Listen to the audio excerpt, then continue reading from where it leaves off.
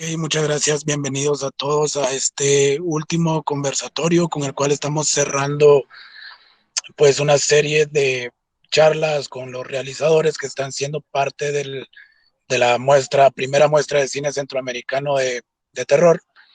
Entonces, pues antes quisiera agradecer a toda la gente que está conectada, así también a toda la gente que ha sido parte de esta muestra, tanto realizadores como espectadores y gente que ha llegado a las funciones presenciales. Ha sido una semana de proyecciones en línea, como 3 días presenciales. Obviamente, ha sido una cuestión de mucho esfuerzo, no solo por lo que conlleva pues llevar el cine directamente a un espacio que no está hecho para cine, sino también por la situación actual de la pandemia y todo lo que eso representa. Este conversatorio es sobre cine de fantasía, cine de Centroamérica, y quisiera presentar a Germán y a Sofía. Ambos tienen obras en la selección y quisiera primero que ellos dieran una introducción de su persona y también de la obra con la que están pues representando a su país en la muestra de cine Xibalbá. Entonces, por favor, Sofía. Muchas gracias. Bueno, mi nombre es Sofía Mesa, soy una productora audiovisual, comunicadora y cineasta costarricense. Me estoy participando con la obra Iridisante. Iridisante es un cortometraje de fantasía, el cual hicimos en un crew mayoritariamente liderado por mujeres y trata sobre una chica que a través de un trauma de infancia, trata de superarlo mediante un hechizo mágico con sus amigas. Es una historia como bastante de amistad y centrada como en las expectativas que tenemos a veces sobre nosotros mismos. Y sí, me súper agradecida al espacio. La verdad es que es un honor participar en la primera edición de Chivalba. Gracias, Sofía. Germán, por favor. Hola, pues muy buenas tardes a todos. Mi nombre es Germán Hernández. Germán Adriano Hernández. Estoy participando con la obra Tiempo de Despertar. Presentarme un poco. Yo soy productor audiovisual en el área de televisión en vivo y también en la producción de documentales. Prácticamente este es mi primer trabajo de ficción y por lo tanto estoy muy agradecido que lo hayan tomado en cuenta. También soy docente universitario en la Universidad Dr. José Matías Delgado en el área de televisión y pues estoy participando con esta obra Tiempo de Despertar. Tiempo de Despertar es una historia, primero quiero decir que está basada en hechos reales porque a alguien sí le pasó. La historia fue escrita por mi esposa, Erika Ivonne, y a partir de eso empezamos a desarrollar el guión. Logramos que un grupo de amigos nos apoyaran y a partir de eso pues está como resultado el corto. La historia es de una chica que acaba de perder un bebé y que ha quedado por una mala praxis, quedó mala de la espalda. Entonces la tienen que operar de la espalda porque si no puede no caminar. Lastimosamente en la operación algo sale mal y ella pues se encuentra al borde de la vida y la muerte y pues por ahí tiene un encuentro extrasensorial, ¿no? Entonces, eh, comentarles, ¿no? Muy contentos por haber realizado este corto, creo que era algo bastante interesante que siempre quisimos realizar y lo hemos realizado con muy pocos recursos, repito, con amigos y, y pues contentos que nos tomaran en cuenta en el primer Festival Xibalbá. Yo ya antes he hecho algunas producciones, reportajes y como decía, ¿no? Que ya habían sido tomados en cuenta por el Ícaro, pero esta que es nuestra primera ficción, nos da mucho gusto pues que que podamos estar acá representando El Salvador, porque realmente, pues en nuestro país, bueno, por lo menos en mi país, en El Salvador, se hace muy poca producción de ficción. Entonces estamos todo el equipo muy contentos, la verdad, que por el resultado y por estar aquí en este festival. Bueno, muchas gracias por ser parte de la muestra. Mi nombre es Juan Reyes, yo soy uno de los organizadores de la muestra. Soy director creativo en Cronopio Cinema, que es la productora que está presentando esta primera muestra de cine de género en Centroamérica. Y también se está haciendo con el apoyo de Casa Comal, ACMAC Audiovisuales, también Producciones San Sebastián y mucha más gente que está ahí atrás haciendo que todo esto sea posible. También, así como las obras que se han hecho, así como el cine que se está haciendo también, eh, recibimos mucho apoyo por compañeros, amistades y cuestiones así que al final de cuentas es lo que ha estado construyendo esta naciente industria de cine centroamericano. Entonces, con los retos que todos sabemos que eso representa, el simple hecho de empezar a hacer cine, el simple hecho de estudiarlo, este, además, también está dentro del cine, pues sus diferentes formas, lenguajes y todo. Entonces, y vamos al género. Quisiera saber un poco por qué decidieron hacer cine de género, sabiendo que no quiero decir que uno es más fácil que el otro o viceversa, pero digamos, el cine de autor o las otras expresiones del cine, eh, digamos que hasta cierto punto pueden oscilar entre el documental o tener una estética más tipo documental, cosa que muy difícilmente se puede hacer desde el cine de género.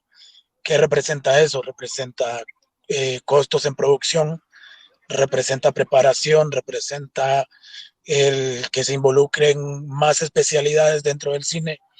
Entonces, me gustaría saber por qué eligieron ustedes hacer cine de género.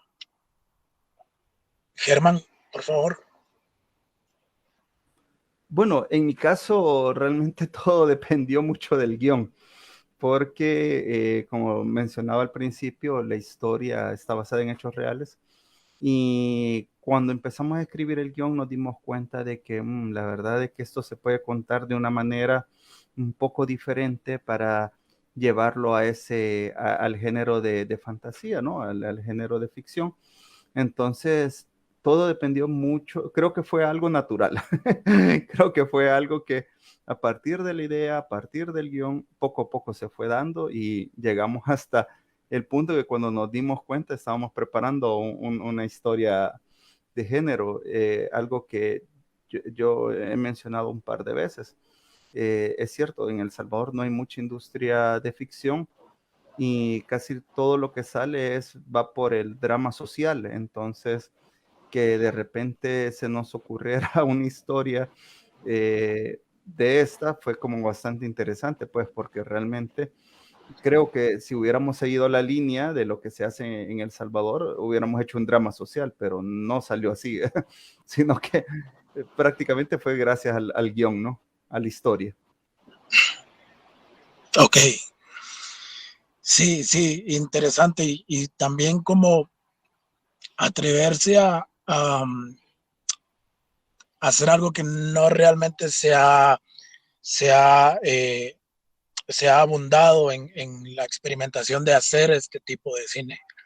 Entonces también es algo muy peculiar y algo que requiere como de una determinación, porque definitivamente no es fácil.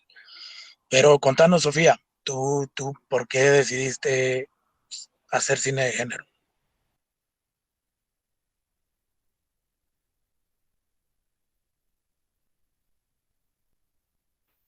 Claro, eh, cualquier cosa, si tengo inestabilidad en mi conexión me avisan y puedo cerrar la cámara.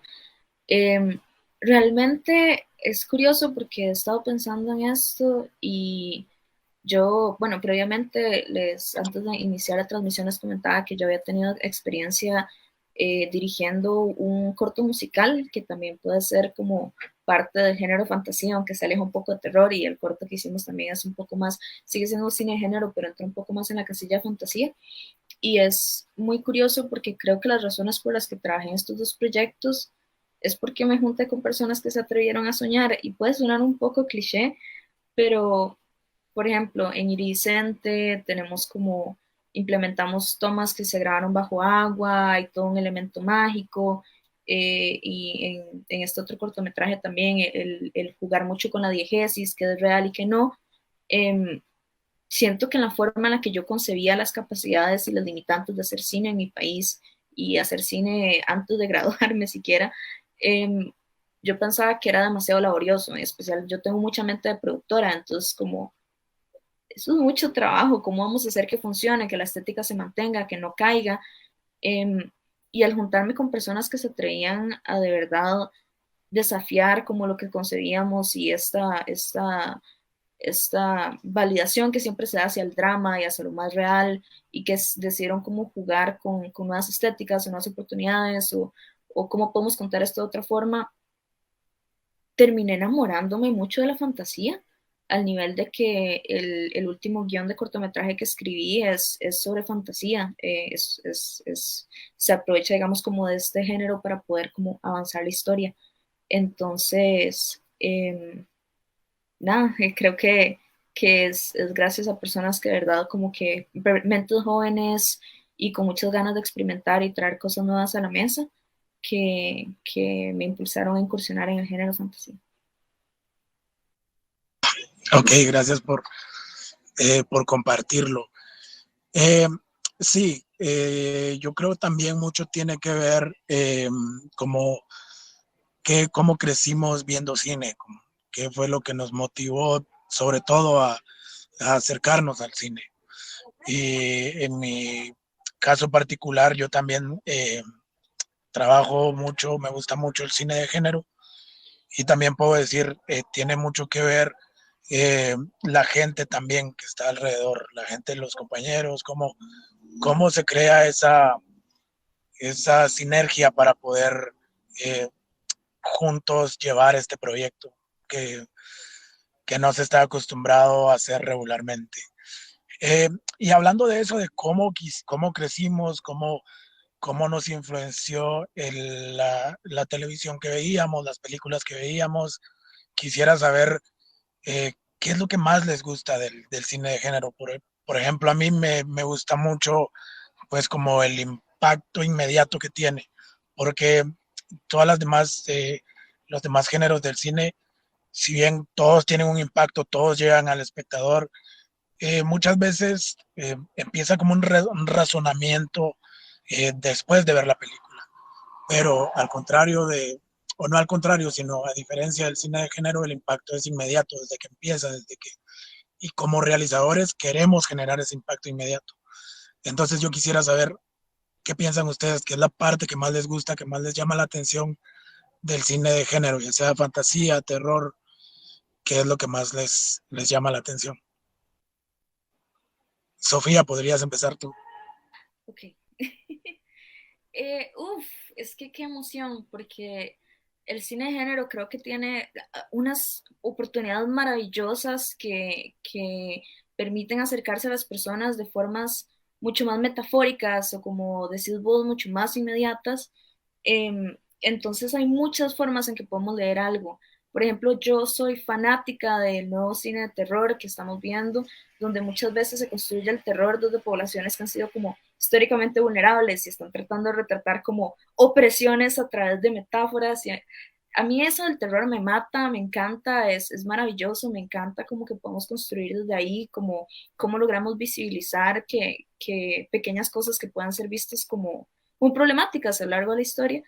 Y también me encanta, por ejemplo, creo que algo que a mí me impactó mucho también en mi infancia es como la forma en que a través de fantasía, más que todo también, fantasía un poco como más terror también, se puede construir una otredad pero digamos, a la hora de construir monstruos, de construir figuras como mucho más, eh, no sé si decirle terroríficas, pero como que no comprendemos como seres humanos, se puede construir una otredad que creo que para personas que han formado parte de poblaciones diversas o poblaciones históricamente vulnerables de nuevo, eh, se empatiza un montón, o sea, estamos incluso en una época en que empatizamos mucho con los monstruos por algo similar, entonces eh, me parece magnífico para poder como evaluar esta otredad y luego, otra cosa que es creo que un poco también hacia cine como más de fantasía, donde podemos como verlo un poco más todo público, creo que son herramientas maravillosas como para poder aproximarnos a temas muy complicados. Tal vez como súper rápido, nada más mencionarlo, el guión que estuve escribiendo hace poco es sobre un tema que a mí me parece crucial, que es sobre depresión infantil. Y yo dije como, si yo quiero que esto sea un corto, que hable sobre depresión infantil, sobre lo duro que es, que ayude como a sensibilizar sobre este tema, creo que podría hacerlo desde la fantasía, como hacerlo de una fantasía que sea amigable y que sea todo público para que mi público sea una audiencia familiar. Y así como encontrar las metáforas para poder como comunicar em, como los ejes cruciales para poder entrarnos en este tema, identificar este tema y dialogar este tema. Pero sí, eso sería mi respuesta. Claro, gracias, Germán. Bueno, pues de verlos a ustedes, pues puedo asegurar que soy más viejo, que estoy viejo y de hecho mi cine con el que yo crecí es el cine de los 80, ¿no? Steven Spielberg, Danny Glover, todos estos grandes cineastas, ¿no? Mis inspiraciones siempre fueron esas, ¿no? E.T., a mí que digan, el cine de terror hoy, yo no, cuando la gente habla, por ejemplo, de que La Maldición o de otro tipo de películas que están de moda, para mí ninguna ha superado Tiburón. Tiburón de Steven Spielberg. De hecho, hace poco tenía una conversación con un amigo.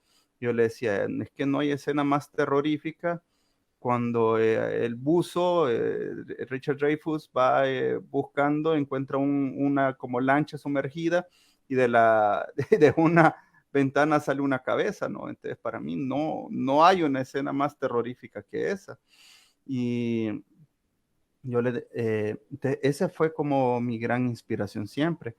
Y ver estos grandes directores de los 80 que podían hacer una historia que era fantasía, que era terror, que era el género, ¿no? Ciencia ficción, en el caso de Spielberg con E.T. y Encuentros cercanos del tercer tipo, cómo esos grandes directores podían poner una obra con capas, porque no solo era el hecho de que aparece un extraterrestre, no, hay un extraterrestre, pero en eso vemos lo del gobierno, luego vemos otra cosa, luego vemos otra cosa, y hay un montón de capas, incluso podemos ver cómo ellos abordan temas serios, existenciales, humanistas, a partir de estas historias. Entonces creo de que esa siempre fue como parte de mi visión, ¿no?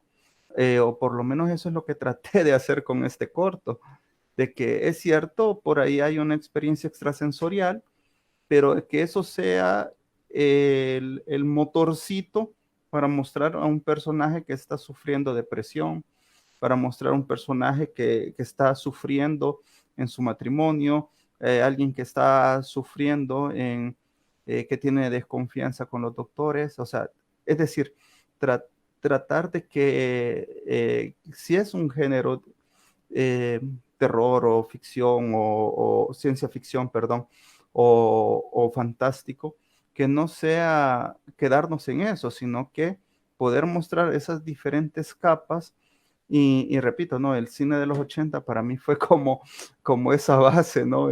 O lo que formó mucho mi experiencia, incluso lo de los principios de los 90 y a los dramas sociales un poco más estructurados, ¿no? Creo que también me ayudaron mucho. Eh, Como les decía al principio, yo no he tenido la fortuna de estudiar cine como tal, ¿no? Entonces, prácticamente con lo que me he ido alimentando es con estas pequeñas cositas, ¿no? Que estas grandes obras, mejor dicho, que he podido ver y a partir de eso tratar de ir armando algunos conceptos, ¿no? Para la puesta en escena.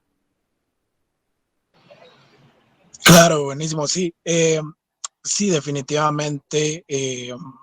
Steven Spielberg, yo también lo admiro mucho, pues, sus obras han marcado pues, la infancia de todos nosotros también, porque si bien ya hace mucho tiempo que fueron estas producciones, han trascendido tanto que todavía las siguen viendo generaciones de generaciones. Entonces, totalmente concuerdo con lo que decís y con ese sentimiento que da también aspirar a ese, a ese cine, a ese género, a esa fantasía. Y si bien también es una cuestión que llena mucho, que inspira mucho a hacer el cine género fantasía, también tiene sus retos muy puntuales y sus barreras con las que muchas veces uno como realizador se va a topar así de cara. Eh, yo también tengo una obra que está siendo exhibida en la muestra y también nos topamos a la hora de la producción con retos que en un momento pensamos que no íbamos a poder superar y pues lo superamos desde la producción o desde la edición. Entonces, si bien quisiera que me contaran de esos retos que llevó cada uno en la producción de su obra, no solo en cuanto a producción de campo, locaciones y esas cosas, sino también en los retos que afrontaron a la hora de abordar este lenguaje, porque obviamente aprender el lenguaje de cine de fantasía, de cine de terror, es una tarea que también hay que ponerle mucha atención y está uno como pensando, ¿será que esto sí se da a entender? ¿Será que sí estoy atinándole al lenguaje, a mi referencia, a lo que se está haciendo? Entonces, primero, Germán, quisiera que me contaras como los retos dentro de la producción, dentro de la grabación y luego también pues los retos dentro del abordaje del lenguaje del cine de género. Bueno, la verdad que los retos fueron casi desde el inicio, ¿no? Cuando vimos la historia, el guión, fue complicado porque primero es una operación. Queríamos que se viera lo más real posible, así que buscamos un hospital. Tuvimos que pedir a amigos, doctores, que nos hicieran el favor de hacer la gestión para poder tener la locación que era real, pues real. Tuvimos que pedir asesoría con médicos reales, porque no, digo, o sea, yo puedo escribir y puedo usar la cámara, pero no sabría decirte si primero hay que poner la anestesia o primero hay que poner el bisturí, ¿eh? Entonces, todos esos detalles fueron muy importantes. Tuvimos que enriquecernos mucho platicando con amigos, platicando con gente que nos apoyara, que nos dijeran, mira, vas a hacer la incisión de esta manera, al actor obviamente, vas a simular que haces la incisión de esta manera. Hay una parte bien importante dentro del corto, que es cuando le ponen la anestesia. Entonces tuvimos la suerte de que unos doctores que quieren ser actores nos ayudaron, entonces pudieron ponerlo tal cual como se hace realmente. Entonces, eso fue como bastante bueno, pues, porque digo, si me hubieran dejado a mí solo, creo que no hubiera sido tan verosímil la historia. Pero cuando tú la ves y ves cómo ellos manejan el equipo y todo, pues dices, pues realmente se ve que se prepararon, ¿no? La otra parte fue el maquillaje, pues, porque realmente no abrimos a nadie, pues, o sea, íbamos a simular una operación. Tuvimos que conseguir a alguien que hiciera maquillaje que simulara la operación, y creo que esa parte quedó muy, muy bonita.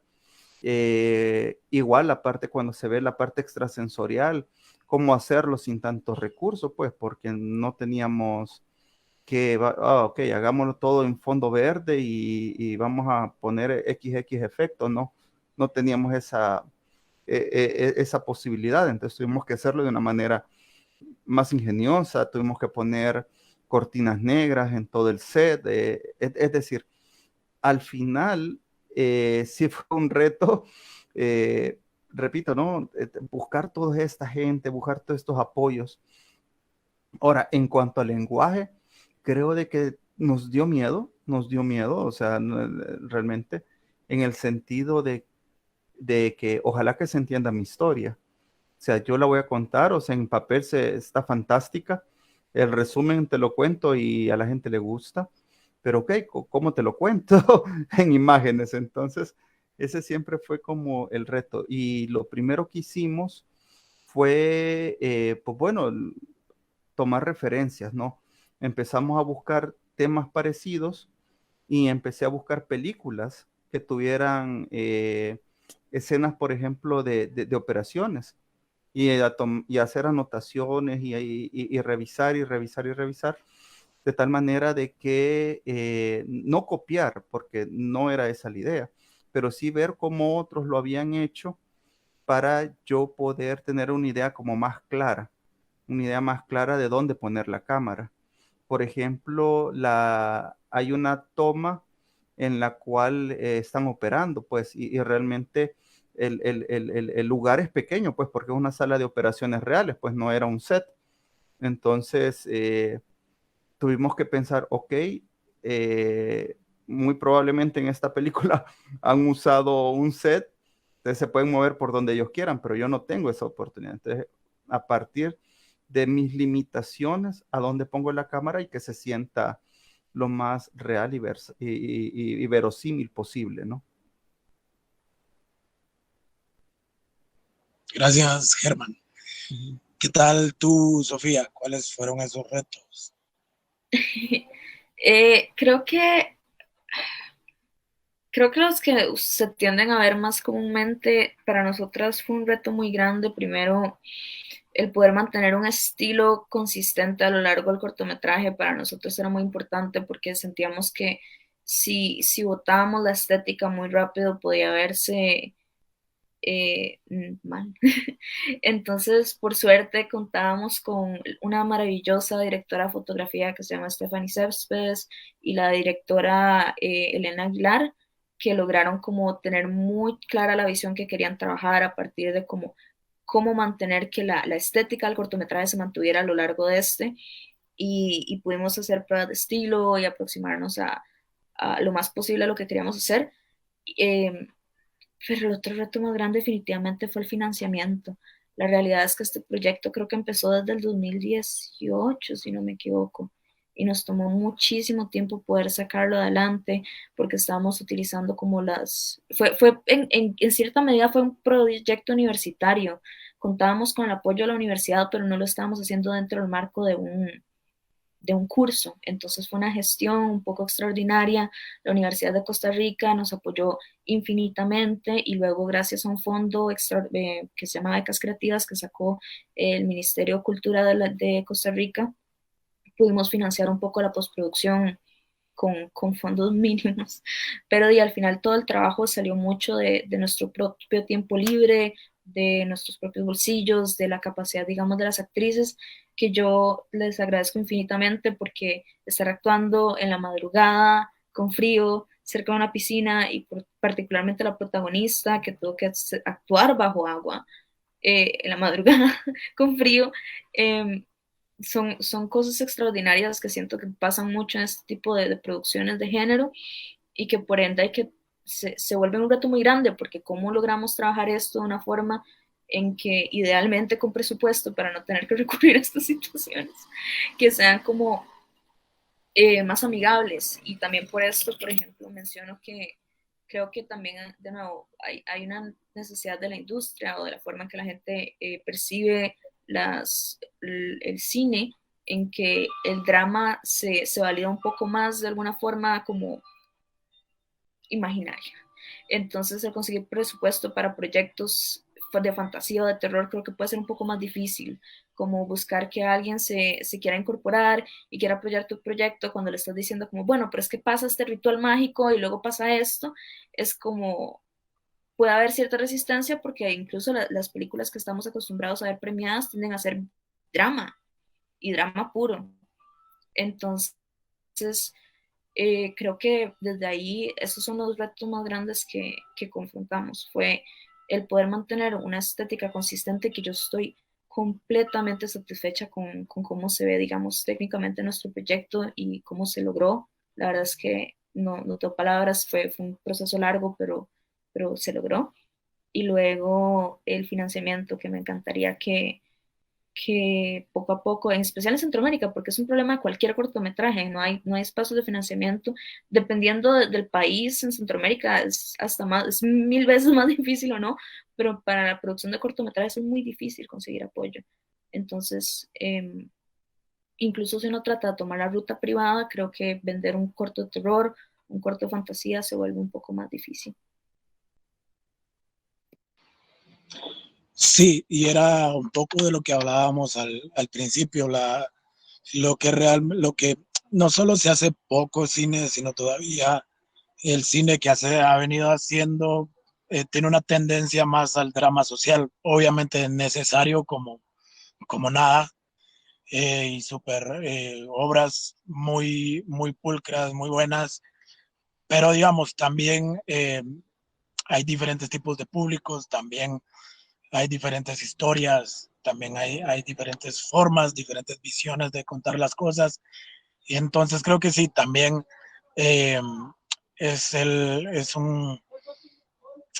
como una media dentro de Centroamérica y apuesto que en muchos países de Latinoamérica, pero sí, tenemos que apuntar a eso, a poder lograr tener una estabilidad más consistente a la hora del financiamiento de las obras.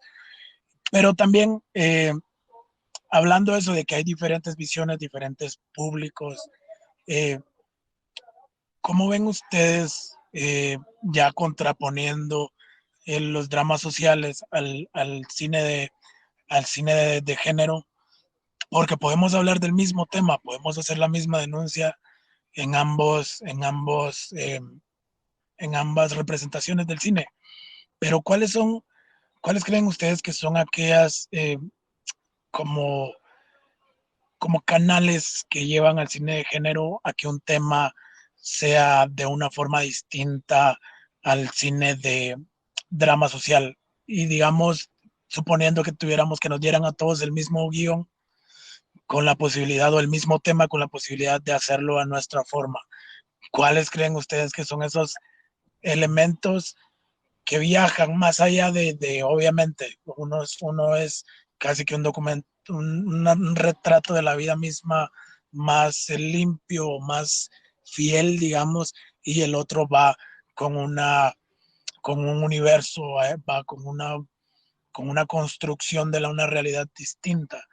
Pero, ¿cuáles son esos elementos que cambian y que sienten que viaja más directo al público? Por ejemplo, yo podría decir que si vamos a hablar de una problemática o de un tema que es necesario que la juventud conozca, que aborde de forma eh, inmediata, podríamos decir, podemos usar el cine de fantasía, podemos usar el cine de terror, e igual se está denunciando, no sé, trata de personas, un ejemplo, y se puede. ¿Qué podrían decirnos ustedes sobre eso, sobre cómo también podemos denunciar a través del cine de género?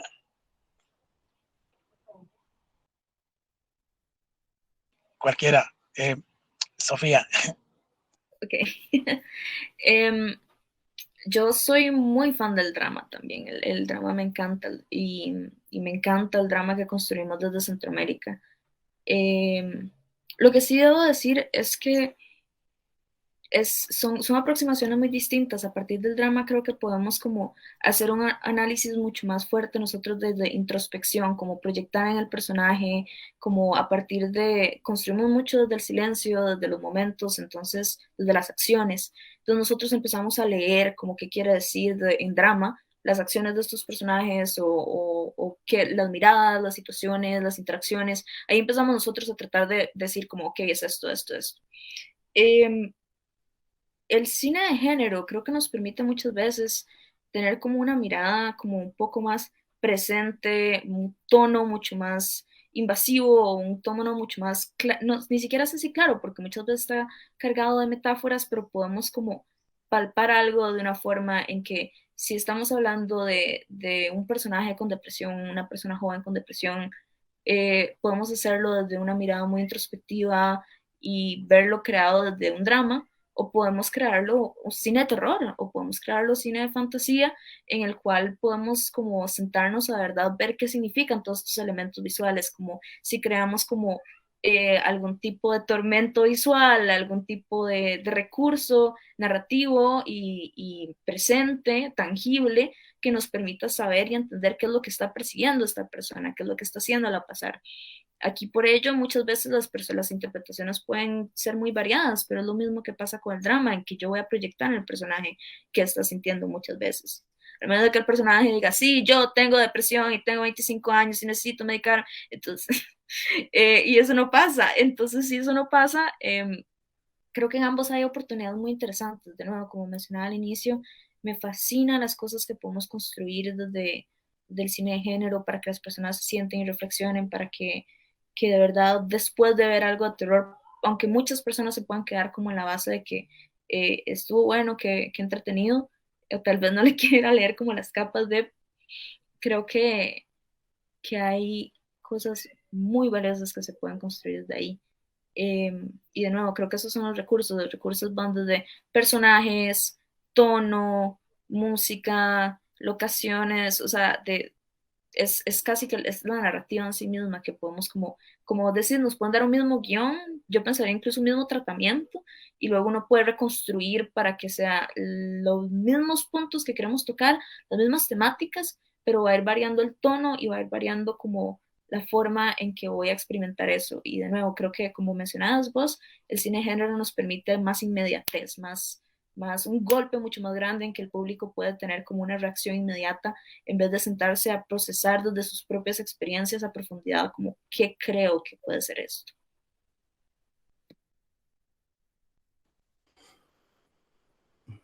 Bueno, en mi caso yo creo de que, bueno, primero que nada decir de que el cine de ficción, de ciencia ficción, el cine de género, terror, de fantasía, igual puede abordar este tipo de temas. E incluso el señor Guillermo del Toro lo comprobó con el laberinto del fauno. Estaba hablando de un tema tan fuerte como la Guerra Civil Española y mezclar este mundo de fantasía con monstruos y hadas y toda la cosa, ¿no? Y faunos. Entonces, incluso hace poco, digo aquí cerca porque yo lo tengo, digo, no estoy en Guatemala, pero en Guatemala, Jairo Bustamante con La Llorona, ¿no? Es una historia de terror y que cuenta una historia muy propia de nuestros países, ¿no? Una historia muy, muy fuerte acerca de las masacres indígenas que se dieron. Eh, bueno, no solo en Guatemala se ha vivido eso, también en El Salvador vivimos eso, estas masacres en el año 32 y también durante la guerra, ¿no? Y a partir de una historia de terror que pareciera que todos la conocemos, o por lo menos todos en Latinoamérica conocemos la historia de La Llorona, él pudo convertirla y platicar o hablarnos de algo tan fuerte como las masacres indígenas. Entonces, creo, primero que nada, admiración total, ¿no? Eh, porque ha podido realizar esta historia a partir de algo tan complicado y tan complejo, algo que todavía nos duele mucho a nosotros como centroamericanos, ¿no? De nuestras masacres. Entonces yo creo de que las historias ciertamente ahí están. Lo único que cabal, la podemos convertir y darles la vuelta, podemos, incluso para mucha gente hasta es más fácil asimilar estas historias, estos temas, perdón, es más fácil asimilar estos temas a partir de una historia de fantasía. Es mucho más fácil. Por lo duro y lo triste de la realidad, que a veces nos cuesta verla. Entonces, para muchas personas es mucho más fácil entender estas historias a partir de un género de fantasía, un género de terror. Y podría hablar de muchos ejemplos de otras películas o de otros grandes directores que abordan temas a partir de temas muy fuertes, repito, muy propios de nuestros países históricos, pero que son abordados desde el punto de vista de la ficción, del drama. Bueno, si no veamos, por ejemplo, y ojo, con eso no quiero decir, porque a veces acá, más que todo en El Salvador, siempre se dice otra película de la guerra. Sí, puede haber otra película de la guerra contada desde la fantasía. O sea, ¿por qué no? Si no, veamos a nuestros colegas estadounidenses, siguen haciendo películas de la Segunda Guerra Mundial, siguen haciendo películas de Vietnam. Es decir, nosotros como centroamericanos, está bien que veamos nuestra historia y que la contemos de otra manera, eso está fantástico. O sea, de hecho, creo que incluso podría ser como bastante más, repito, más fácil de asimilar nuestra historia a partir de este tipo de género. Me encantaría hacer un comentario rápido. Sí, No, adelante. que estoy 100% de acuerdo. De hecho, algo que quiero aprovechar para tirar flores, porque no hay, la Llorona de Jairo Bustamante me parece brillante, es que yo cuando lo vi lo primero que pensé fue justo eso, es como, ¿cómo uno agarra algo? Porque si hay una realidad cruel, es que muy probablemente muchos de los conflictos de Centroamérica a gran parte del norte mundial no le interesan. Y el ver que transformando algo tan serio como fue este genocidio en una historia de terror, Jairo logra que sea una película y un tema entonces que se visibiliza en todo el mundo y que está ahora como visible en las vidas de personas que nunca se hubieran enterado probablemente de lograr esta situación. Entonces nada más quería rescatar eso, que efectivamente muchas veces por temas de drama social que son sumamente valiosos y que sí deben existir todos los géneros en que los abordemos, a veces por la forma en que a la gente le gusta consumir su entretenimiento, puede ser hasta más fácil el tirarle un poco de terror o fantasía, elaborarlo desde esta perspectiva para que sea un poco más llevadero, porque muchas veces lamentablemente la gente no necesariamente quiere saber o escuchar de historias de genocidio o crítica social o drama social pesado, que en nuestros territorios estamos cargados de esas historias. Entonces la fantasía puede ser una gran forma, yo pensaría, de alcanzar nuevos públicos, no necesariamente siquiera ya hablar de Centroamérica, sino como cómo logramos que estos temas tan serios y tan importantes que la gente no quiere hablar puedan aproximarse a más personas que si no, no los conocerían. Eso sería.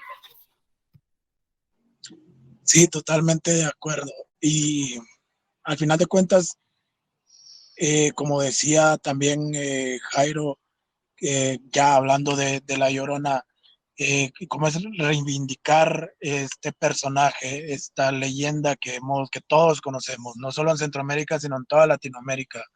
Y es muy importante también, y eso también es como deber, siento yo, o como una responsabilidad de los que hacemos cine, pero también muy enfocada, una responsabilidad muy enfocada a los que hacemos cine de género, y es pues cómo abordamos la identidad de nuestras leyendas, de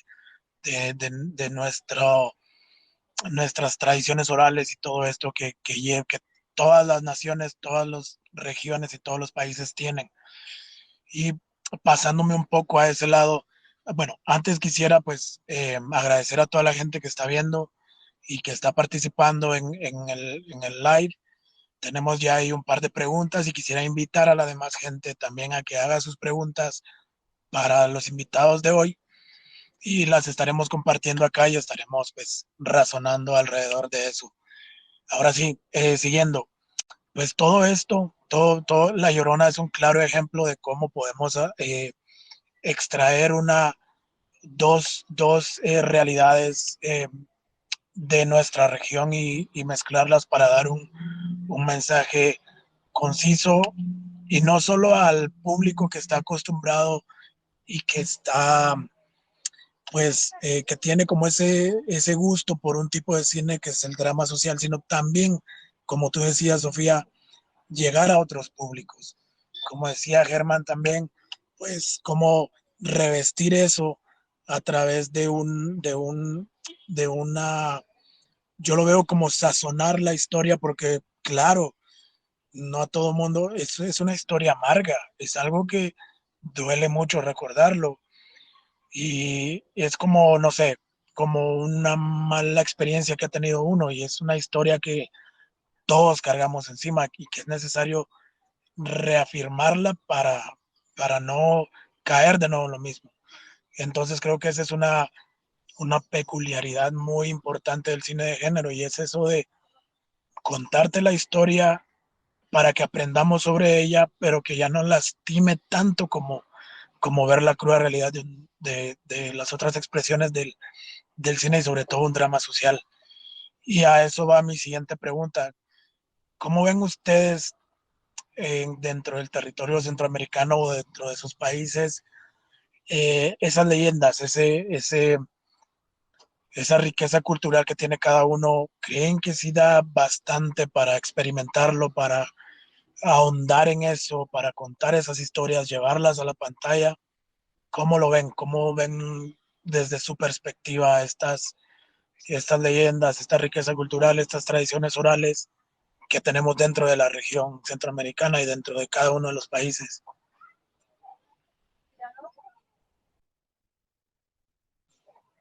Germán. Pues bueno, primero que nada decir de que, bueno, ya lo he mencionado antes, en El Salvador se hace muy poco cineficción. Eh, Somos muy buenos haciendo documentales, pero y tenemos grandes exponentes documentalistas, Marcela Zamora, misma Tatiana Hueso, y Marlene Viñayo, o sea, perdón si se me olvida alguna chica, digo porque realmente los buenos documentales los están haciendo chicas, Brenda Vanegas, y, y esas historias documentales son muy buenas, son excelentes y fantásticas.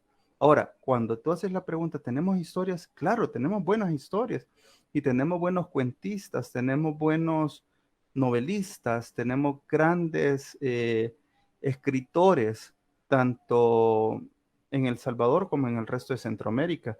Y esas historias, creo que hablo del Salvador, nos hace falta abordarlas, nos hace falta investigarlas. Álvaro Menéndez Leal con su Luz Negra, es decir, hay muchas historias que se pueden retomar, hay muchas historias de escritores ya consagrados que deberíamos estar viendo en producción audiovisual, llegar a un acuerdo con las familias, porque muchas de estas obras ya, los escritores ya fallecieron, llegar a un acuerdo y que nos permitan poder hacerlas ficción, poder hacerlas una película. Entonces, eso de entrada, de que existen buenas historias, existen. De que la realidad a veces es más increíble que la ficción también. Hay muy buenas historias que se encuentran en cada esquina. En cada esquina uno puede encontrar mil historias. Siempre hay leyendas urbanas, que mire que dicen que en esa casa asustan, que mire que una familia hizo pacto con el diablo y por eso se hizo millonaria. O sea, hay miles de historias. Lo que pasa es que tenemos que, como cineastas, andar con el radar, ¿no? Andar con las orejas para estar pendientes de dónde está una buena historia. Una buena historia Y obviamente, pues, lo que hemos estado hablando en este conversatorio, que no solo sea buena historia, sino que también sea fácil de filmar, por la cuestión del financiamiento, del dinero, porque, digo, cuesta, porque nosotros lo hemos visto, las empresas privadas, bueno, obviamente por lo de la pandemia, no quieren decir, ok, voy a apostar en el cine. Lastimosamente, los gobiernos a veces les cuesta entender de que esto es una inversión.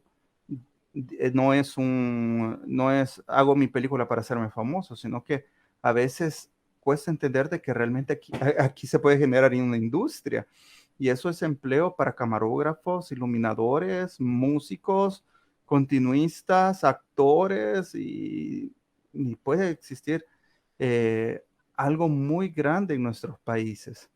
Entonces, solo falta, como dice el meme, ¿no? Hay talento, falta apoyarlo, ¿no? Entonces, eh, eso por un lado. Y repito con lo de las historias, porque eso es algo que yo tengo bien claro, de que tenemos que revisar nuestras propias historias.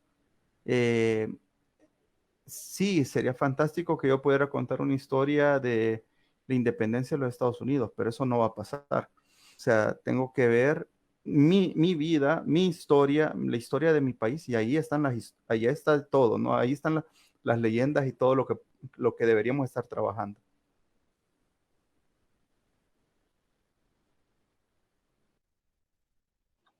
Gracias, Germán. ¿Qué tal tú, Sofía? ¿Qué piensas al respecto? Muchas cosas. Voy a tratar de hacerlo resumido. Eh, Creo que lo primero que me viene a la mente cuando hablamos de esto es como qué ganas de soñar en una coproducción entre Centroamérica para poder como relatar estas historias que repetimos, que compartimos. Muchas de nuestras leyendas son compartidas y creo que por eso habría una maravilla increíble de poder hacerlo. Ya se ha hecho un esfuerzo de coproducción centroamericano con Días de Luz y solo pienso como qué maravilloso hacer algo así con cada versión que tenga cada país, con La Llorona, o cada versión que tenga cada país su reinterpretación de, bueno, aquí en Costa Rica tenemos el Cadejos, cosas como de terror que se pueden ir construyendo, o cosas de leyendas que hemos tenido.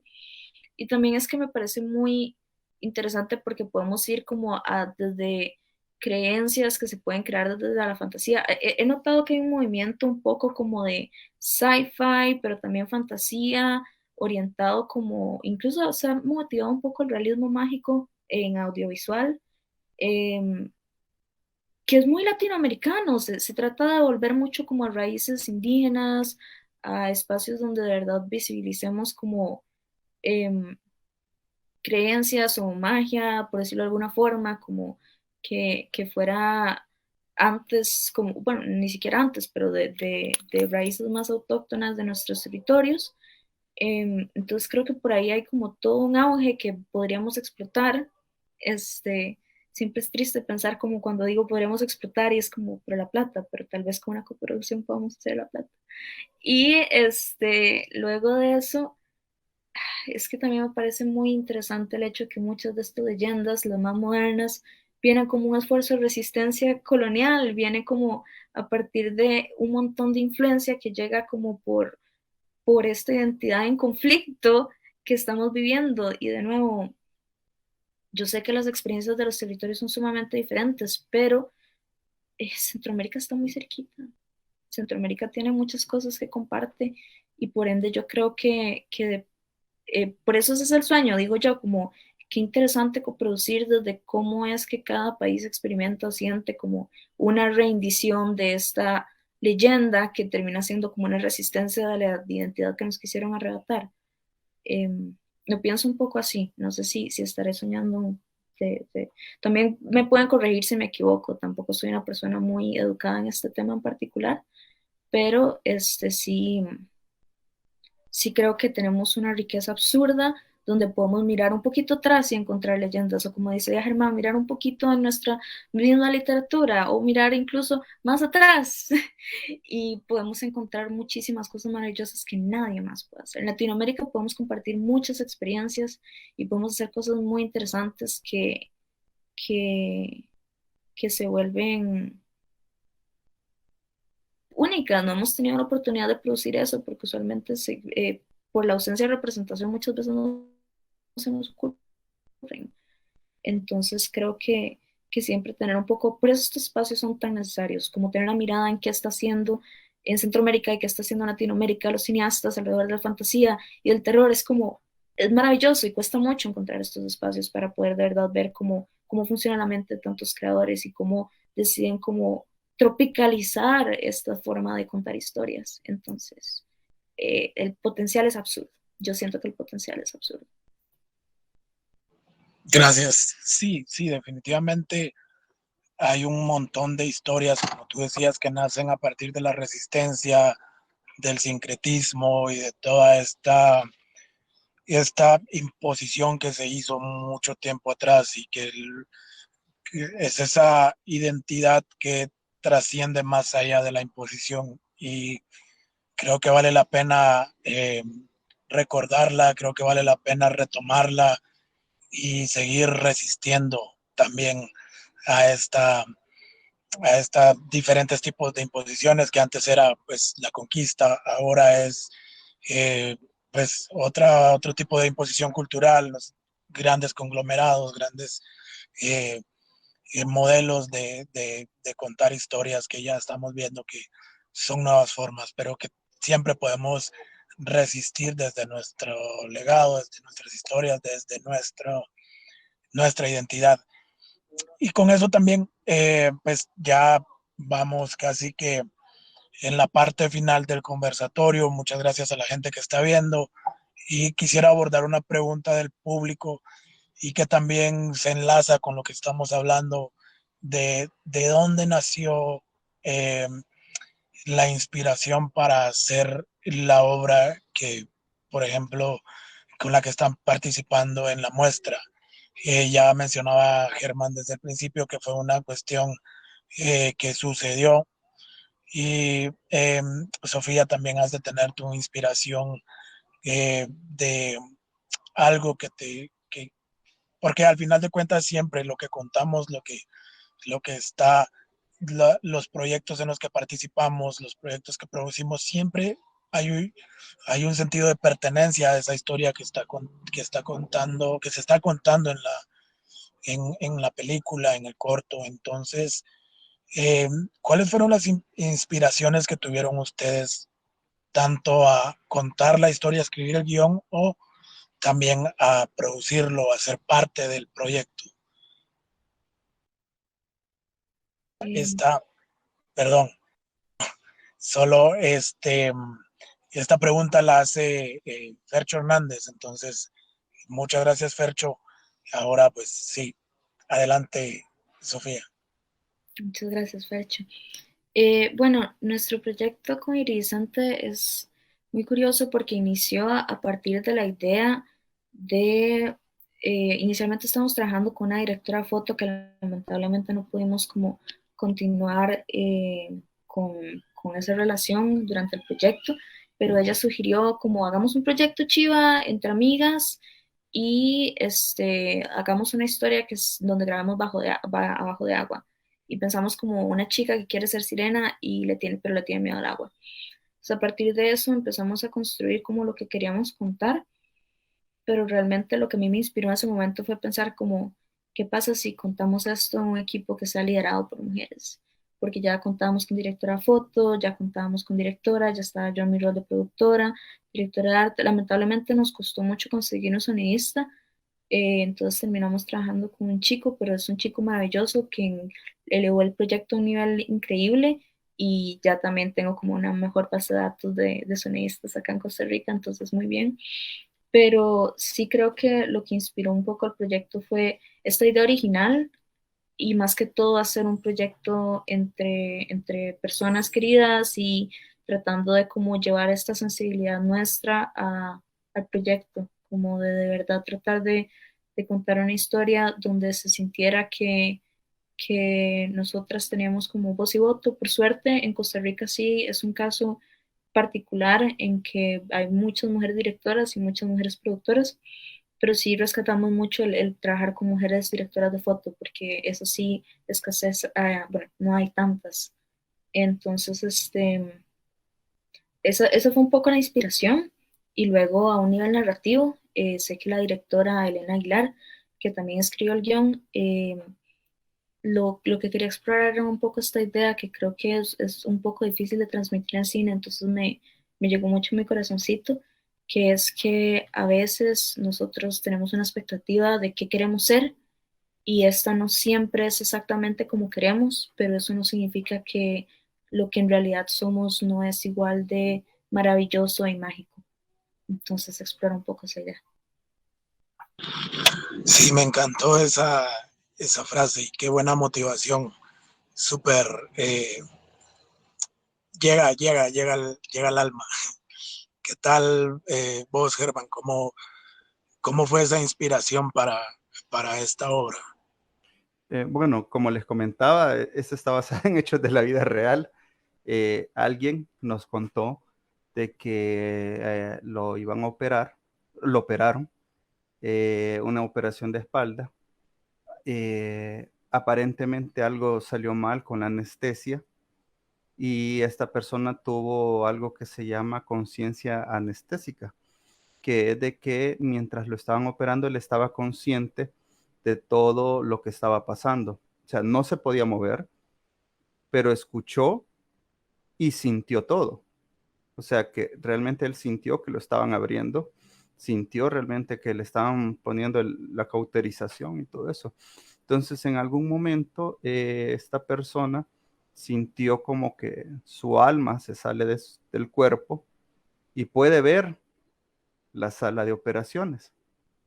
Entonces, a partir de esta experiencia extrasensorial que esta persona le escribió, empezamos a investigar, pues primero, qué tanto podía pasar. Descubrimos un par de historias en internet. Yo me acordé de una película de Alfred Hitchcock. Bueno, es un capítulo de Alfred Hitchcock que de su serie Alfred Hitchcock Presenta, que salió un tema muy parecido. Y a partir de eso fue como que empezamos a armar ya la historia y empezar a armar, ok, sí puede pasar, entonces a partir de ahí creamos el guión. Hay muchas cosas que son ficción, obviamente, pues, pero esa fue la primera base. Cuando esta persona nos contó esta experiencia, dijimos, no, hombre, esto está de hacer la película. Entonces, a partir de ahí, y vuelvo a lo que decía en la pregunta anterior, ¿no? Andar con el radar, ¿no? Y identificar una historia y decir, ok, hagámosla. Eh, y así fue. Esa fue la inspiración a partir de este caso real de una persona. Ok, gracias por compartir eso. Sí, al final de cuentas, un artista, ya sea en la disciplina en que se encuentre, siempre va a plasmar algo que le rebota en la cabeza y eso puede venir desde muy adentro o puede venir desde el exterior y es algo que motiva, que le mueve el alma y por ende lo plasma en cual sea la disciplina artística que está realizando. Entonces, hay otras preguntas que nos hacen a través de las redes sociales y dice Erika Ivonne, ¿qué impide que los gobiernos apuesten al arte cinematográfico? Creo que esta pregunta también nos la hacemos nosotros mismos. Entonces, pero desde cada una de sus perspectivas, ¿qué creen que es lo que está haciendo o qué creen que podemos hacer desde el gremio, desde la industria naciente para que se vuelva un poco más estatal el apoyo, un poco más se involucren un poco más los gobiernos o podemos decir las municipalidades, o que vengan fondos un poco más estatales. ¿Qué creen ustedes que hace falta desde nuestra posición? Sofía, ¿podrías empezar tú? Qué fuerte. Sí, ese es un tema complicado realmente en Costa Rica. Tenemos un poco de suerte porque contamos con el Fondo Fauno, y contamos con un centro de cine que nos da apoyo y que hacen siempre todo lo posible para apoyar a cineastas, y eso ha ayudado muchísimo a la industria local. Sin embargo, el país continúa sin tener una ley de cine, y además es un presupuesto que tiene que, de este fondo se tiene que pelear, según tengo entendido, anualmente para que no sea recortado extraordinariamente a como ha sido recortado en esta pandemia. Entonces, ante la ausencia de una ley de cine, que es lo que debería tener todo país, que le garantice como que haya suficiente apoyo estatal, para poder como continuar no solo generando, sino también como encontrando espacios a nivel nacional en que se pueda proyectar cine y producción audiovisual local. eh, se vuelve un poco complicado. Hace poco tuvimos la suerte de que se legalizó, bueno, se aceptó la ley de atracción de inversiones fílmicas extranjeras, que entonces termina siendo algo similar, que ayuda a apoyar el cine de gran manera, y es una celebración gigante que tenemos que tener, pero el problema, como menciona Iván en la pregunta, es que siempre se ve todo de un factor únicamente económico, donde es irónico porque el cine mueve una economía gigante, se contratan muchísimas personas, se movilizan un montón de personas, se tienen que contratar un montón de servicios, pero es muy duro, eh, digamos, esta ausencia de interés hacia la cultura, que creo que es bastante amplia a nivel centroamericano. Entonces, creo que lo que se puede hacer, al menos desde mi perspectiva, es seguirse movilizando, como demostrar que realmente sí hay producción local de calidad, pero es que pienso en el caso de Guatemala. Yo no entiendo cómo ustedes hacen películas de ese nivel de calidad, y creo que en Guatemala no cuentan con un fondo, ¿cierto, Juan? Cierto, Guatemala, el cine está en una orfandad total. No tenemos, tampoco tenemos ley de cine, tampoco hay ni siquiera un fondo público para cortometrajes. eh, Nada, se está trabajando, se está, se están proponiendo iniciativas, hay una propuesta de ley que ha estado moviéndose por ahí dentro del Congreso, pero la situación política de Guatemala y más en este momento está bien crítica. Entonces, casi que de todos los problemas, la ley de cine es sufa. O sea, si sale otro problema que puede estar en último, mejor, porque la ley de cine se atrasa. Claro. Pero sí, tú tenés razón, creo que comparto eso de seguir haciendo, seguir diciendo, aquí estamos, aquí hay cosas que se pueden hacer, pero sí, esa es la situación de Guatemala. ¿Qué tal El Salvador, Germán? Pues bueno, en El Salvador, creo que lo decía hace un rato, ¿no? No tenemos una historia de cine de ficción tan amplia como tal vez tienen otros países de Centroamérica. En la historia del cine en El Salvador se habrán hecho unas 15, 10 películas en casi 100 años, en más de 100 años, ¿no? Entonces, es bastante difícil hacer ficción en El Salvador, más sin embargo, hace 10 años se hicieron los famosos fondos Pixels, lastimosamente, de lo cual salieron 3, 4 películas. Siempre se hicieron algunos documentales, y se hicieron algunas animaciones y se habrán ayudado a 3, 4 producciones de ficción. No recuerdo en este momento cuántas salieron de género de fantasía o de terror. Me atrevería a decir que ninguna, la mayoría eran dramas sociales. Lastimosamente, desde hace 2 años ya no existen los fondos Pixels, y lo que ha hecho El Salvador en este momento es unirse a Ibermedia, a los fondos Ibermedia, y pues obviamente pues ese sería en este caso el aporte estatal hacia el cine en el país. Por lo demás, todo viene siendo iniciativas privadas. Y lo que se está realizando actualmente es por iniciativa propia de los creadores o realizadores. Sí quisiera hacer comentario de que, bueno, como nuestros países, ¿no? Bueno, excepto Costa Rica, tenemos muchos migrantes, mucha población, hermanos migrantes, y muchos se han dedicado a hacer cine en otros países, ¿no? Canadá, Estados Unidos, y muchos de ellos están haciendo algunas producciones dentro de El Salvador. Entonces, eso es importante mencionarlo, pues, porque tenemos por ahí a Alfonso Quijada, por ejemplo, que él ha estudiado y ha hecho carrera en Canadá y ahora ha venido a El Salvador y ha hecho una película, y a partir de eso es que se están haciendo algunas producciones nacionales. Pero propiamente del Estado, claro, las alcaldías ayudan en el sentido de prestarte locaciones, ayudarte a movilizar gente, pero fondos como tal, actualmente solo tenemos Ibermedia, que sabemos que es un concurso, pues, en toda Latinoamérica.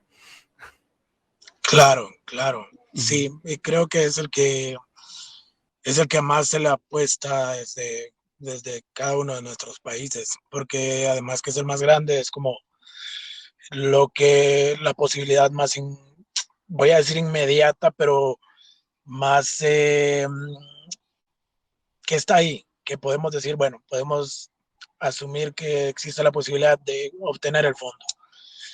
Eh, eso, es una situación bien complicada, pero casi que como esas flores que crecen en las banquetas, en el asfalto, así va el cine. Y en algún momento estoy seguro que va a llegar el tiempo. Y lo bueno de, lo bueno de todo esto es que a pesar de eh, se están haciendo cosas, se desbloquea un poco la creatividad, la forma de llegar a realizar las obras, además más allá del abandono eh, estatal que tenemos en los países, en algunos más que otros, pero que es una cuestión común que tenemos.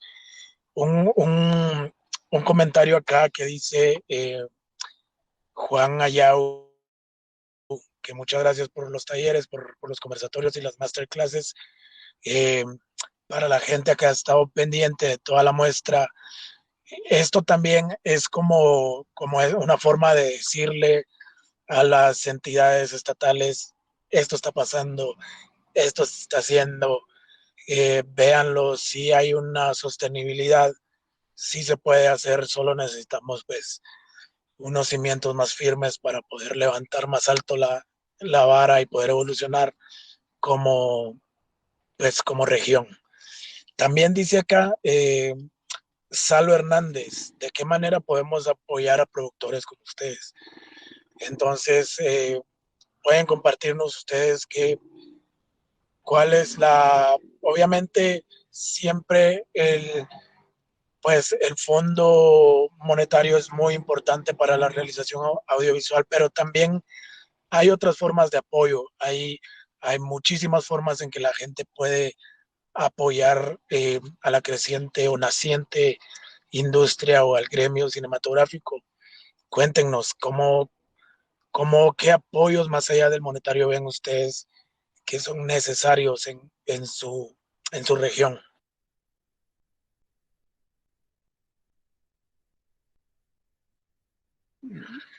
Sí. Eh, Sofía. Ahí vi que Germán abrió el micrófono, Ah, bueno. entonces tal vez. Dale, dale. Perfecto.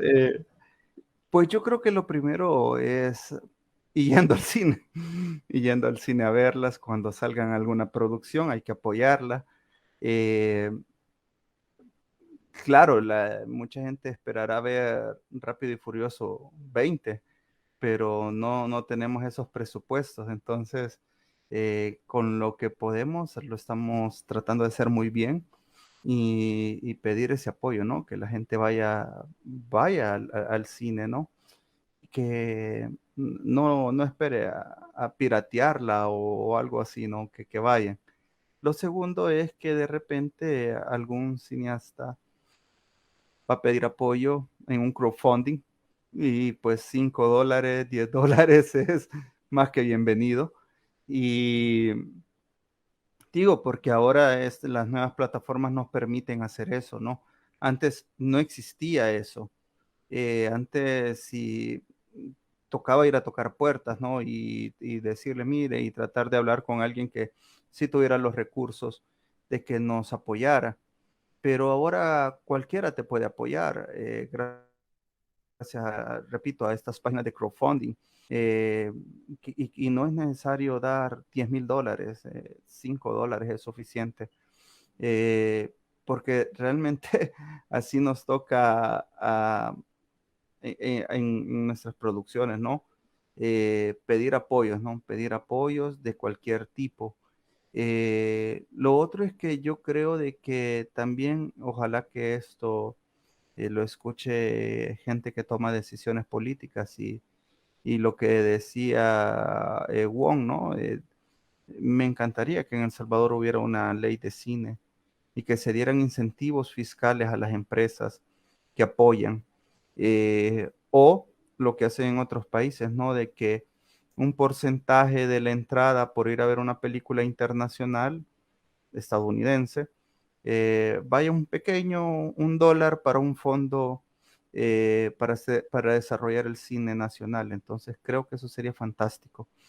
Eh, claro, repito, estas ya son decisiones más políticas, eh, pero en términos generales a todo mundo, ir al cine cuando salga una producción nacional, vayan, apóyenla.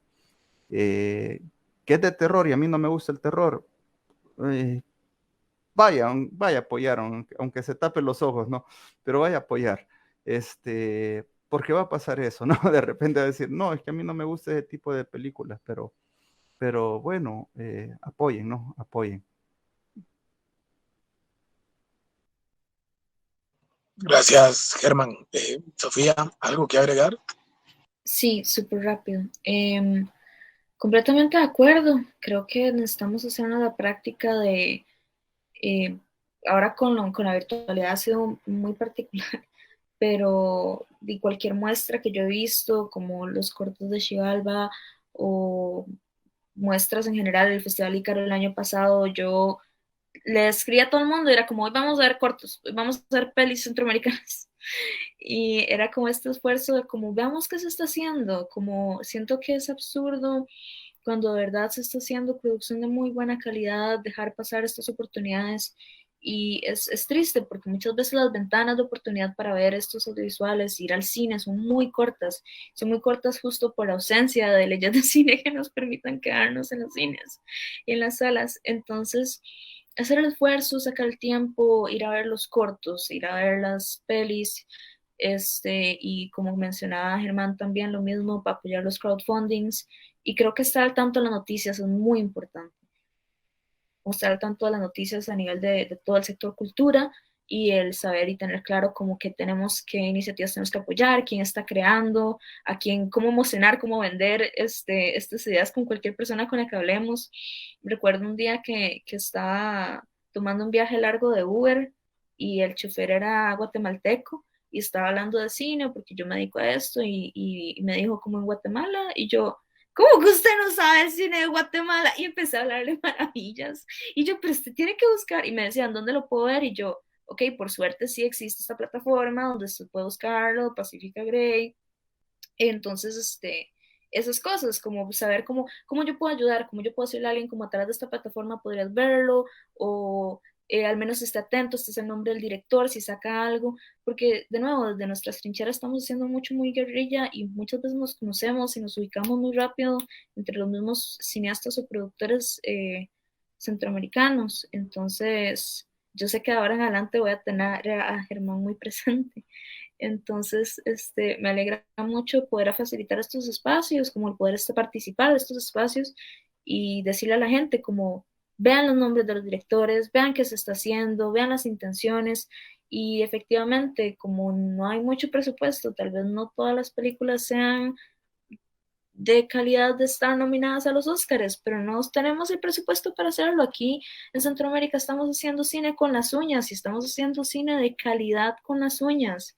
Y la calidad, digamos, por ejemplo, que hay de documentales en El Salvador, dado que hemos visto que han tenido muchísima dificultad para financiar ficción, pero si hay algo de calidad es el documental y la ficción va a seguir creciendo y va a ser una ficción de calidad absurda. Yo creo que es que a mí me desespera aunque yo siento que solo tenemos que de verdad aprendernos los nombres y entonces decir como busque todos los documentales de esta persona, busque los cortos de esta persona, tiene que ver, tiene que saber que es el Festival Ícaro, tiene que saber que es este otro festival, tiene que saber que está este foro y tiene que saber qué está pasando con las leyes para que de verdad cuando usted esté hablando con personas haya un conocimiento general, porque creo que entonces eso puede incentivar a que la opinión pública dé un cambio y también ayuda a que haya como un llamado más urgente a necesitamos leyes de cine, a necesitamos que las personas den $5 en este crowdfunding.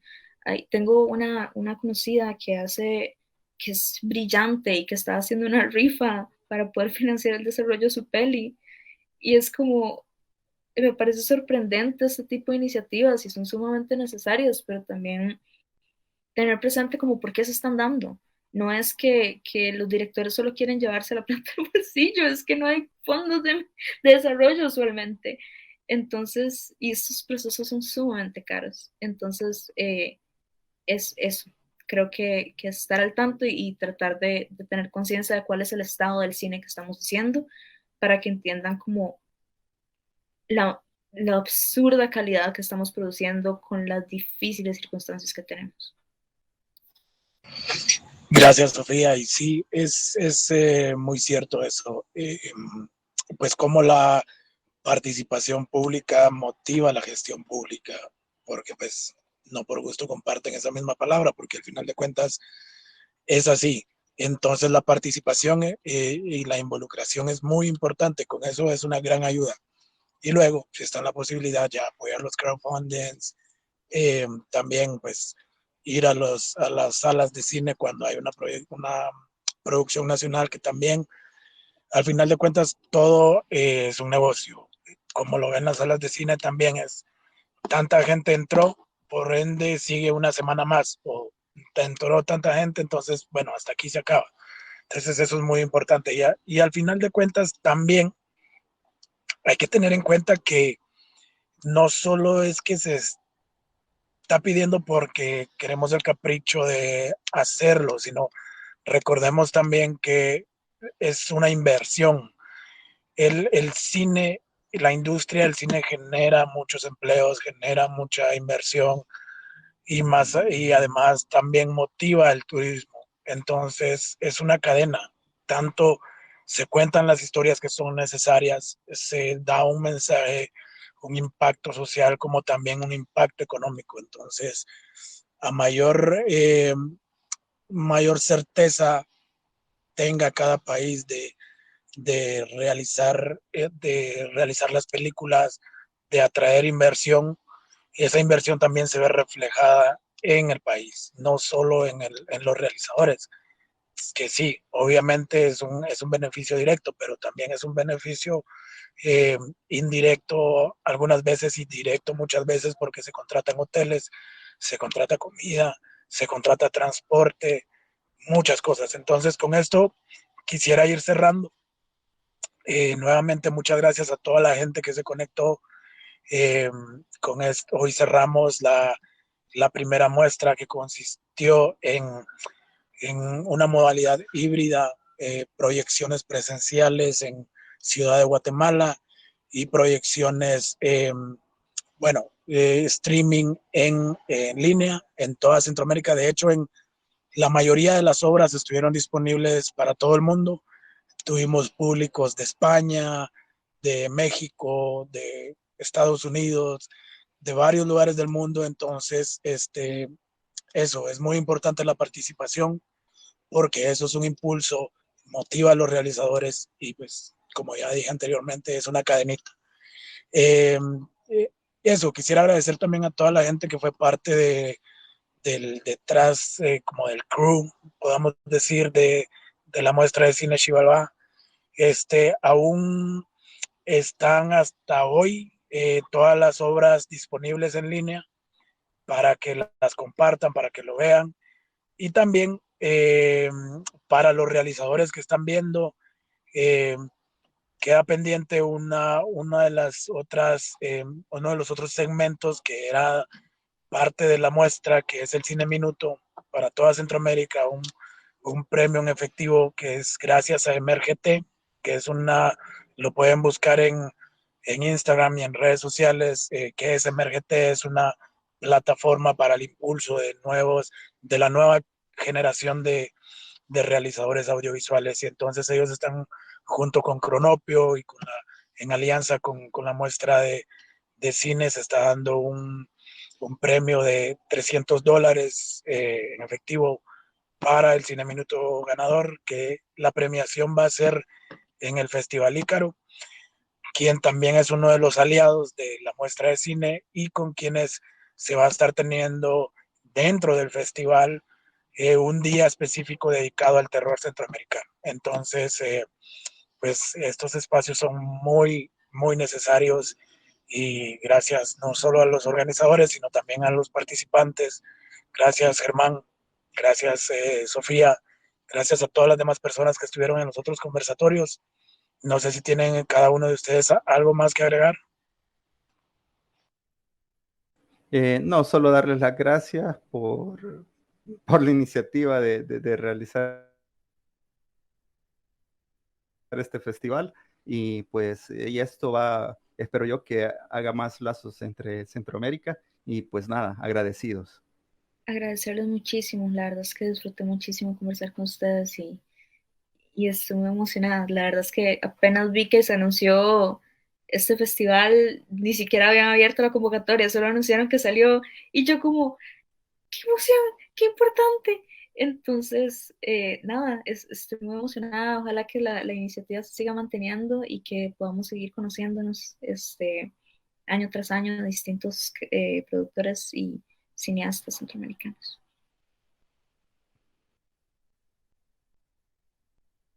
Uy, bueno, muchísimas gracias a todos. Esto fue Xibalbá. Ha sido un gusto. Que tengan feliz noche.